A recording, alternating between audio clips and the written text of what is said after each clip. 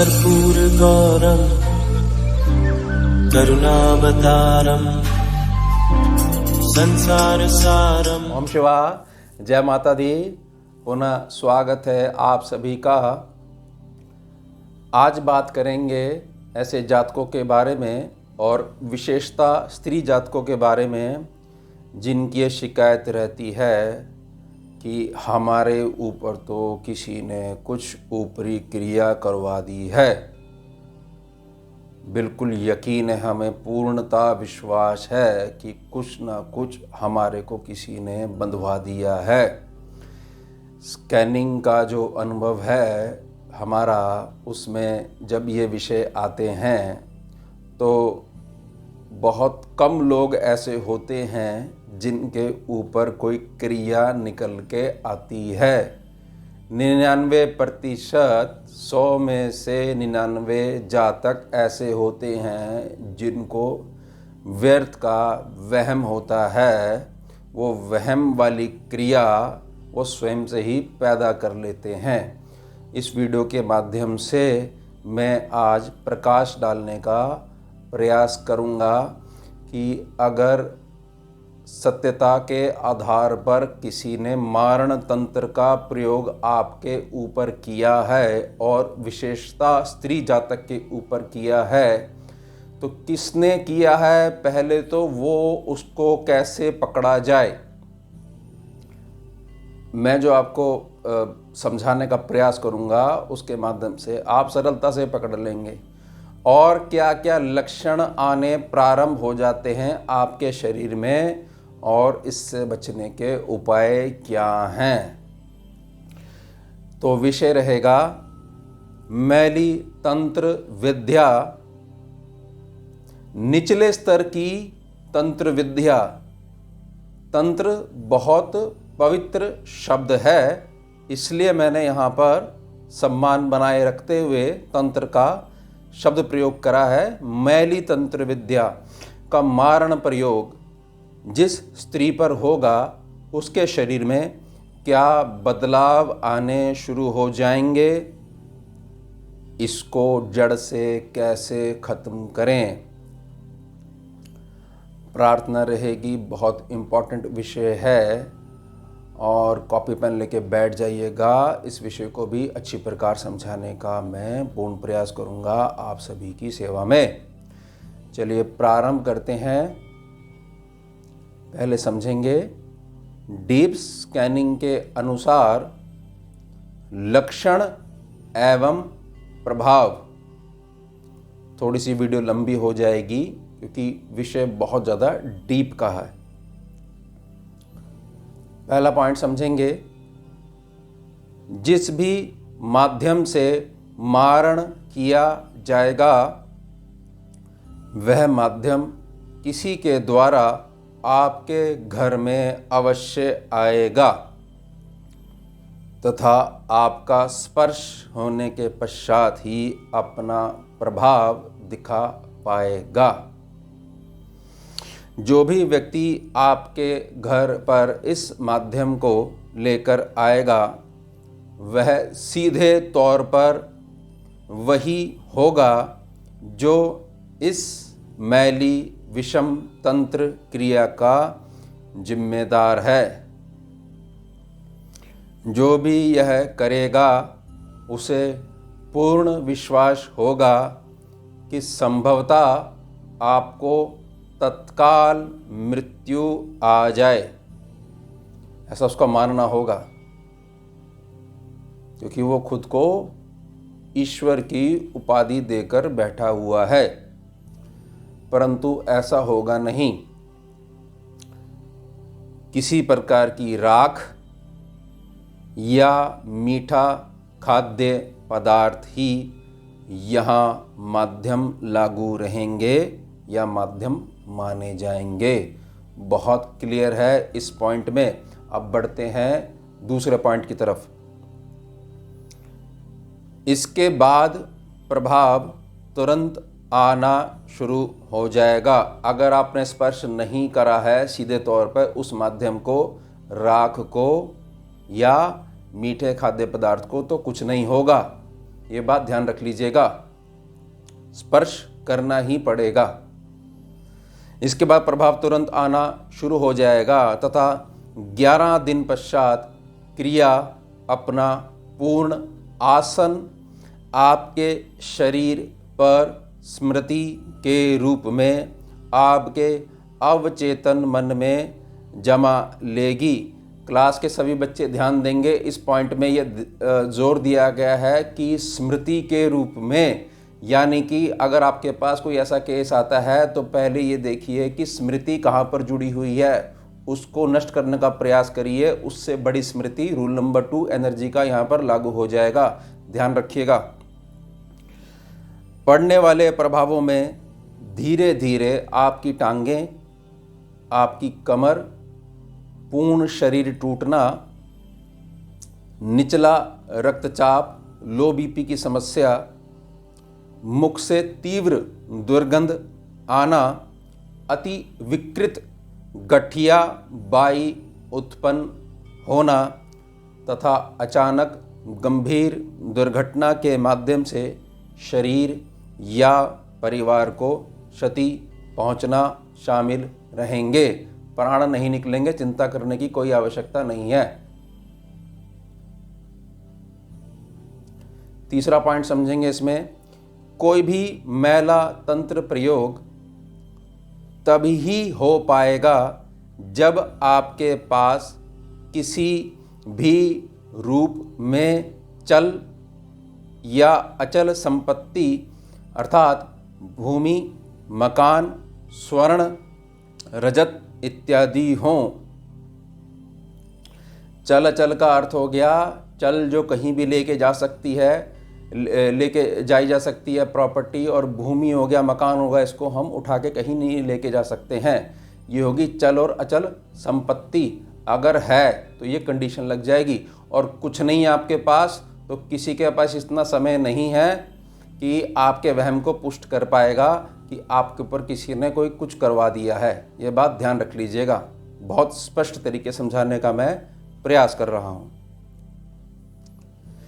रजत इत्यादि हों या आप इनकी होने वाली स्वामिनी हो तथा इन सभी वस्तुओं के प्रति किसी अन्य जातक की लालच भावनाएं जागृत हो चुकी हों, इसलिए इस जातक का आपसे रक्त आधार पर जुड़ा होना आवश्यक है।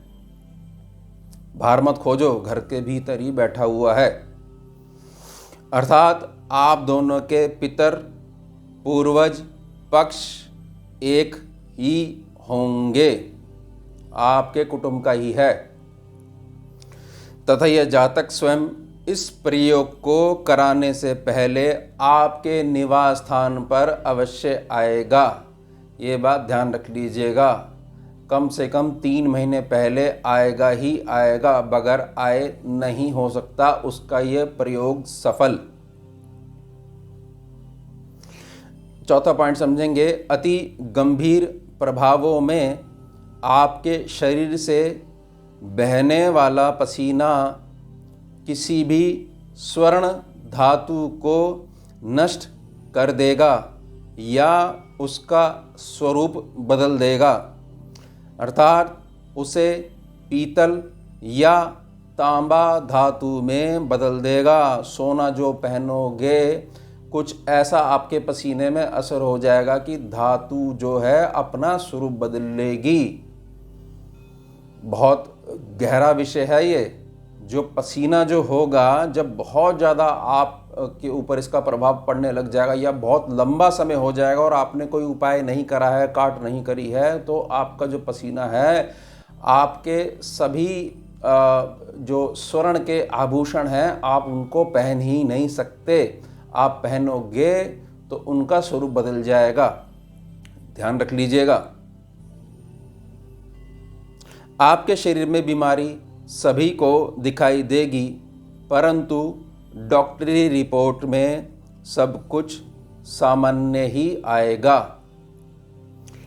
अगर कुछ भी उपाय नहीं किया गया तो आपके प्रत्यक्ष परिवार के सभी सदस्य एक एक करके आपसे दूर होना प्रारंभ कर देंगे। स्वयं से व्यर्थ में बगैर किसी कारण के दूर होना प्रारंभ कर देंगे तथा आपकी संपूर्ण जिंदगी केवल बिस्तर पर ही व्यतीत होगी। प्रत्यक्ष परिवार का अर्थ यहाँ पर यह है कि आपका जीवन साथी और आपसे उत्पन्न हुई संतान, यह है प्रत्यक्ष परिवार। ये हो गए लक्षण। आगे बढ़ेंगे। डीप स्कैनिंग के अनुसार कुछ सुझाव एवं उपाय। स्कैनिंग के उपाय हैं ये स्कैनिंग के। साधना मार्ग से निकली है ये विद्या। ये मत समझिएगा कोई मैं एस्ट्रोलॉजर हूं, मैंने कभी कोई क्लेम नहीं करा है इस बात में, ये ध्यान रख लीजिएगा। साधना मार्ग से विद्या उत्पन्न हुई है और हर वीडियो में केवल यही मैं आपसे प्रार्थना करता हूं कि मेरे स्कैनिंग का जो अनुभव सामने निकल के आया है उसके द्वारा मैं वीडियो बना रहा हूं और आपकी सेवा करने का प्रयास कर रहा हूं। यह बात ध्यान रख लीजिएगा अच्छे प्रकार से। इसलिए जो मैं आपको जो उपाय दूंगा, अगर आप इसको गंभीरता से लेंगे तो कैसा भी होगा वो कटना प्रारंभ हो जाएगा। पहला पॉइंट समझेंगे। आपको किसी भी अवस्था में धर्म का मार्ग नहीं त्यागना है। आपने मुख से किसी भी व्यक्ति के साथ नहीं बिगाड़नी है। अपने मुख से किसी भी व्यक्ति के पीठ पीछे कोई भी चर्चा नहीं करनी है। ये केतु को मजबूत कर देगा ये आदतें। तथा संपूर्ण समाज से आपका कटाव नहीं हो जाए, इसका विशिष्ट ध्यान बनाए रखना है। इसके बाद आगे बढ़ेंगे दूसरे पॉइंट पे। आपकी स्वयं की तथा प्रत्यक्ष परिवार की लगन कुंडली में, आपके प्रत्यक्ष परिवार में जितने मेंबर्स हैं, आपका जीवन साथी और आपकी आपसे उत्पन्न हुई संतान, इसके अलावा कोई नहीं, यह है आपका प्रत्यक्ष परिवार। तो आपकी कुंडली में और आपके जो प्रत्यक्ष परिवार के सारे मेंबर्स हैं उनकी कुंडली में D1 चार्ट में किसी भी भाव में शनि प्लस राहु यानी शनि और राहु एक साथ विराजमान नहीं होने चाहिए। शनि के साथ मंगल बैठ जाए या कोई और ग्रह बैठ जाए वो बात नहीं कह रहा हूँ। दो प्लैनेट बैठे होने चाहिए। उस भाव में शनि और राहु के साथ कोई और बैठ जाए तो कोई फर्क नहीं पड़ेगा। शनि राहु के ऊपर मैंने जोर दिया है। अगर ये बैठ जाएंगे तो मैं इस विषय को यहाँ पर ले रहा हूँ।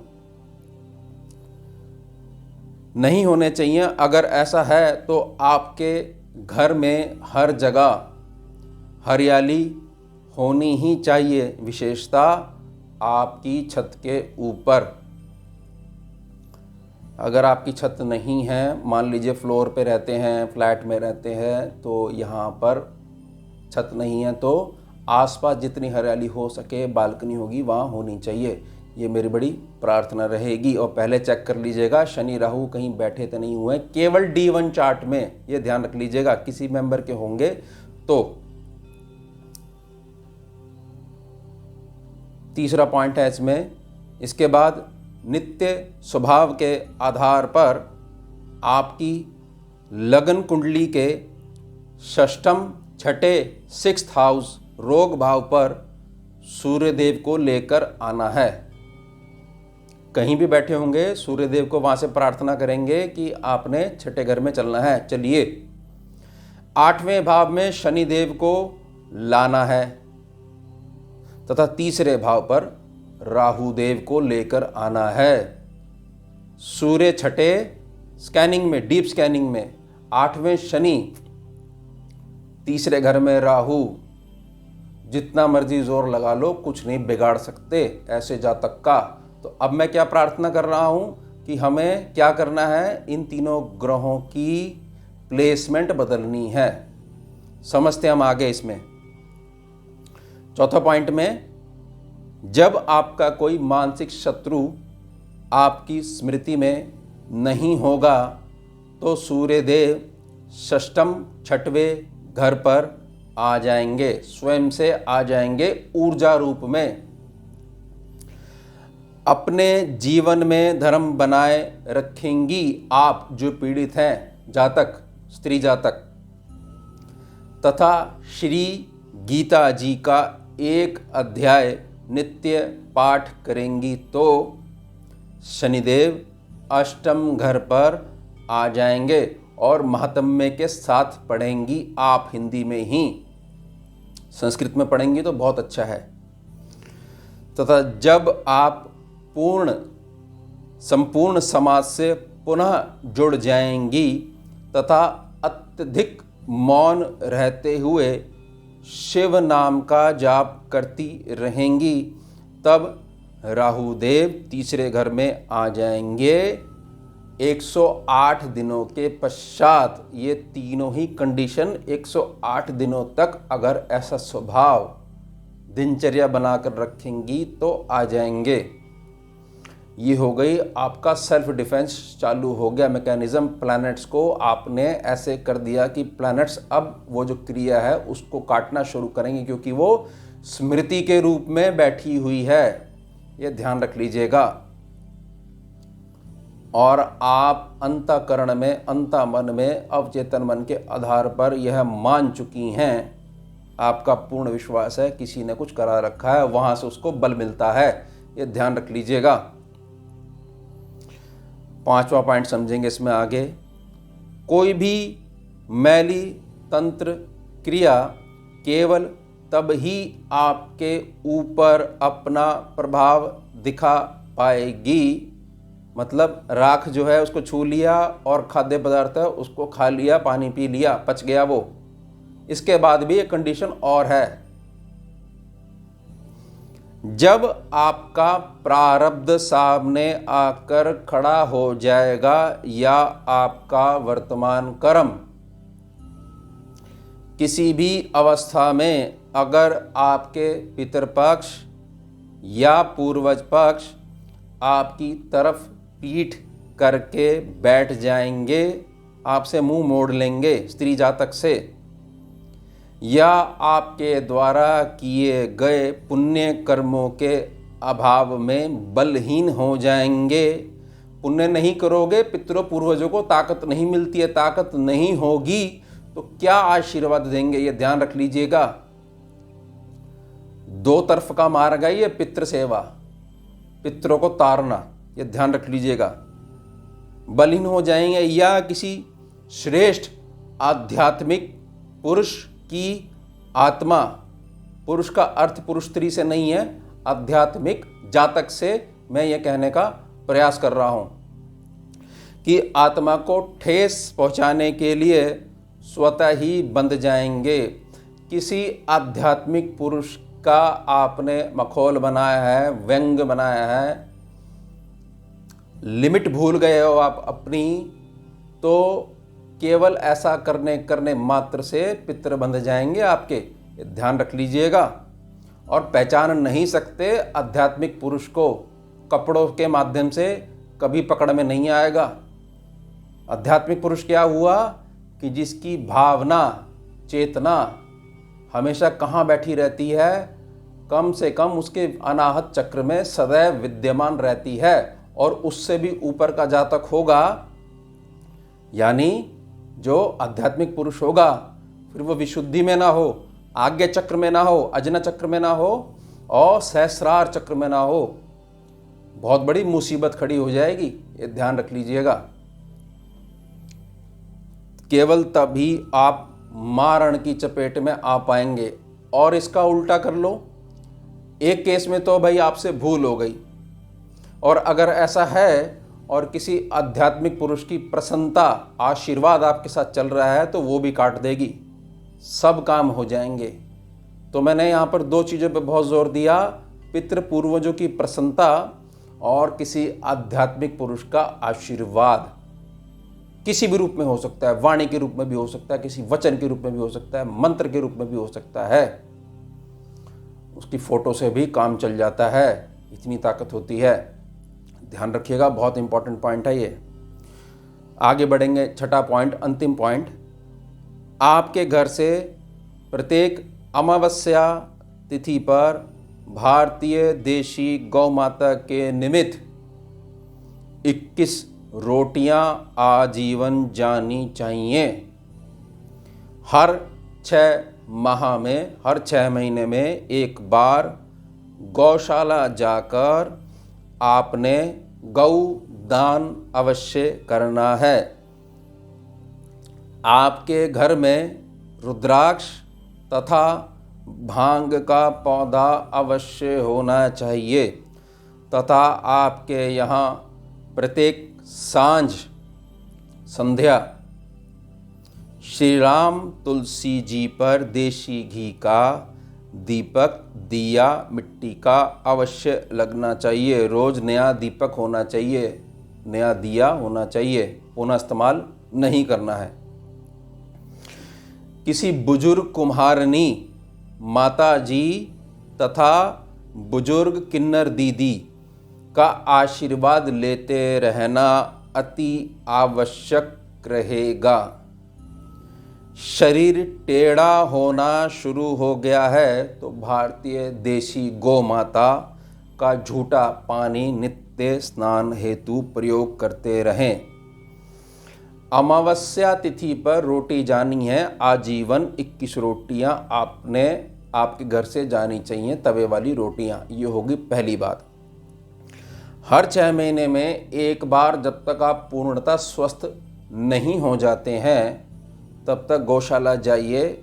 गौशाला से ही, और बहुत अच्छा रहेगा बछड़ी, देशी बछड़ी अगर आपको मिल जाए, कुछ मूल्य देकर आपने गौशाला से ही बछड़ी लेनी है और फिर वहीं पे गौशाला को ही पुनः दान कर देनी है। बहुत महंगा उपाय नहीं है। पंडित जी साथ में लेके जाइए, कर्मकांडी ब्राह्मण देव प्रार्थना करिए, साथ में चलें और यह दान करवाएं। बस उनको दक्षिणा देनी है आपने, आपकी श्रद्धा अनुसार। हर 6 महीने में एक बार करना है। जड़ सहित खत्म हो जाएगी क्रिया, अगर है तो, अगर ये कंडीशन लागू हो रही है तो। ये होगी दूसरी बात। रुद्राक्ष का पौधा और भांग का पौधा के लिए मैंने प्रार्थना क्यों करी है? भांग का पौधा, छोटा पौधा अगर आपके यहाँ लगा होगा, ये आपके घर में, आपके शरीर में ऊर्जा रूप में, स्मृति रूप में जो चीज़ बैठी हुई है उसको अपनी तरफ खींचेंगे दोनों ही पौधे, और सूख जाया करेंगे। तो आप क्या करेंगे, 2-2 जोड़ी इनके लाके रखेंगे।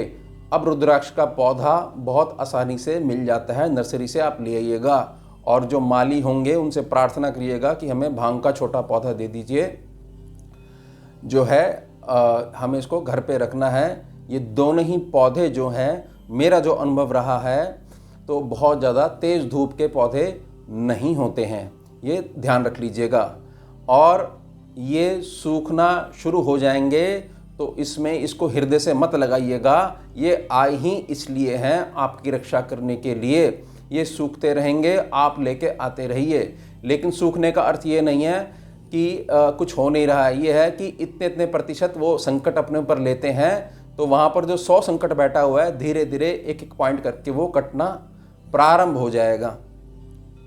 और जैसे से कटना शुरू हो जाएगा, डॉक्टरी रिपोर्ट्स में भी सब चीज़ ठीक होने लग जाएंगी, और देखने पर, सामने से देखने पर आपका शरीर भी ठीक होना शुरू हो जाएगा, और सोच आपकी मूल आधार से उठकर सहस्रार की तरफ चलना प्रारंभ होगी, जिसको कुंडलिनी बोलते हो। इसके पश्चात श्री राम तुलसी जी होनी ही चाहिए। पहले वीडियो में जो आपने देखा था, जो भगवती साथ में बैठती थी, वीडियो बनती थी, तो वो तुलसी जी श्री राम तुलसी जी हैं। आजकल वो थोड़ा सा रेस्ट पे हैं, तो यहाँ पर फिर मोरपंखी को सेवाएं दे दी कि भाई तुम आओ अब वीडियो में। तो ये देसी घी का दीपक आपने अवश्य लगाना है। स्थापित एक प्रकार से मैं करवाने का प्रयास कर रहा हूँ भगवती वृंदा माता तुलसी को।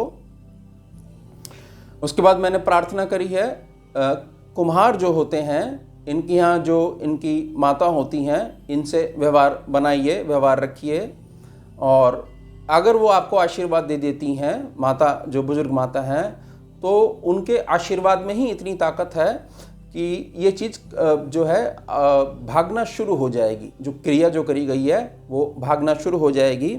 उसके साथ में बुजुर्ग किन्नर दीदी जो है कि किसी प्रकार से भी कोई भी संकट ऐसा बैठ गया है जिसका कोई इलाज नहीं है, तो किन्नर दीदी जो हैं, बुजुर्ग जो हैं, जब आप उनसे व्यवहार कर रखोगे, थोड़ा उनके पास समय बिताओगे, तो आपको बहुत लाभ होगा। ये वहम मत रखा करो। ये उनका जो जीवन है, किन्नर दीदी का जो जीवन है, उन्होंने कोई स्वयं से चुना नहीं है। ये अवस्था जो है, आप उनको पूर्ण सम्मान दीजिए और देखिए कितना जो है आपका जीवन संवर जाएगा। टेढ़ा शरीर सीधा होना शुरू हो जाएगा, इतनी ताकत होती है। और मैं तो सभी से प्रार्थना करता हूँ कि संबोधन केवल दीदी कहकर ही आप इनको करा करें, आपको बहुत आशीर्वाद मिलेगा। और बहुत सरलता से प्रसन्न हो जाती हैं किन्नर दीदी, बहुत सरलता से प्रसन्न हो जाती हैं। खैर, आप इनको आजमाइएगा और इस बात को समझ लीजिएगा कि औषधि के रूप में गौ माता को पानी पिलाइए, बाल्टी ले जाइए। ये कोई भी कर सकता है, इसमें स्वयं आपका जाना जरूरी नहीं है, आपके घर का कोई सदस्य भी कर सकता है। गौ माता जो पानी पी लेंगी, अब वो हो गया गौ माता का झूठा पानी। वो उस पानी को आप बोतल में भर के ले आइए और थोड़ा थोड़ा नित्य स्नान वाले पानी में आप मिलाइए उसको और उससे स्नान करना शुरू करिए। विकृत राहु जो है उसका एक अंश लेकर ही ये क्रिया संपन्न हो पाएगी। तो यहाँ जो विकृत राहु जो शरीर में बैठ गया है, स्किन में बैठ गया है, चेतना में बैठ गया है, वो भागना शुरू हो जाएगा। किसी भी अवस्था में भारतीय देसी गौ माता जो कि प्रसन्न होगी आपके ऊपर, राहु सामने नहीं आ सकता, इतना उसमें बल नहीं होता है। ध्यान रख लीजिएगा, डीप स्कैनिंग के अनुभव शेयर कर रहा हूं। तो मेरी बड़ी प्रार्थना रहेगी, वीडियो का टॉपिक बड़ा गंभीर है और ये समझ लीजिएगा कि इसके द्वारा मैंने केवल और केवल आपकी जो भ्रांतियां बनी हुई हैं, हर तीसरे व्यक्ति को, स्त्री जातक को विशेषता ये लगता है कि मेरे पे तो किसी ने कुछ करा दिया है। तो मैंने प्रयास करा है ज्ञान के माध्यम से, स्कैनिंग के अनुभव के माध्यम से आपकी सेवा हो पाए। पूर्ण वीडियो में कुछ भी समझ में नहीं आया हो, कमेंट सेक्शन के माध्यम से आप अपने प्रश्न पूछ लीजिएगा। जैसा मुझे समय मिलेगा मैं आपके सभी प्रश्नों का उत्तर देने का पूर्ण प्रयास करूंगा। जुड़िए और जोड़िए। ओम शिवा जय माता। भुजगेन्द्रहारं कर्पूरगौरं करुणावतारं